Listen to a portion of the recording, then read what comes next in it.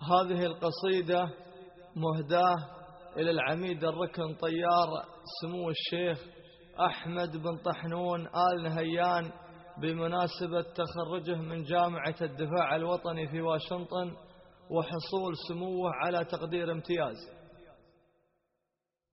أسمى التهاني صغته در الأمثال في مدح شيخ كاسب المجد طاريه شامخ على العليا رقى كل منزال لله دره دولته تفتخر فيه عميد ركن وقدوة كل الأجيال قايد محنك سامي في مباديه عميد ركن وقدوة كل الأجيال قايد محنك سامي في مباديه في أرض واشنطن سماروس الأطوال خذ امتياز وكل بونا نحييه شرف بلاده وعادته دوم لا زال في كل محفل بارزاتنا مساعيه أحمد بن طحنون محمود الأخصال سبحانه المعبود ميز معانيه أحمد رفيع القدر كالحر مدهال إلى المعالي شامخات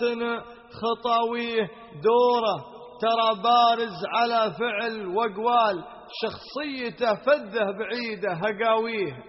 دوره ترى بارز على فعل وقوال شخصيته فذه بعيده هقاويه ميزة سموه في ميادين الأبطال ترقى شموخ العز راية معاليه بالعسكرية له مواقف وأفعال درع الوطن أحمد عسى الرب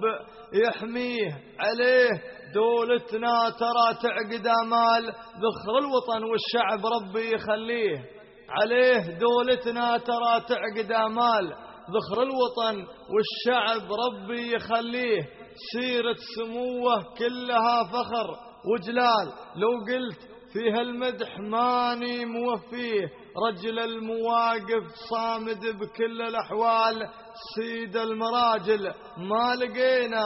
شراويه كريم سبلة وابل الغيث همال كل المكارم راسيه في موانيه من شيخنا طحنون نضرب به امثال بوسعيد منهجنا نحبه ونغليه من شيخنا طحنون نضرب به امثال بوسعيد منهجنا نحبه ونغليه ممثل الحاكم وأفعاله جزال حكمة وهيبة خالق الكون معطيه للشيخ أحمد أعد بالشعر مرسال مغلفه بالورد واغلى قوى فيه لمحرم محمد هدى نظم الأمثال للشيخ أحمد بالمشاعر يهنيه للشيخ أحمد بالمشاعر يهنيه الشاعر محمد بن سعيد المحرمي.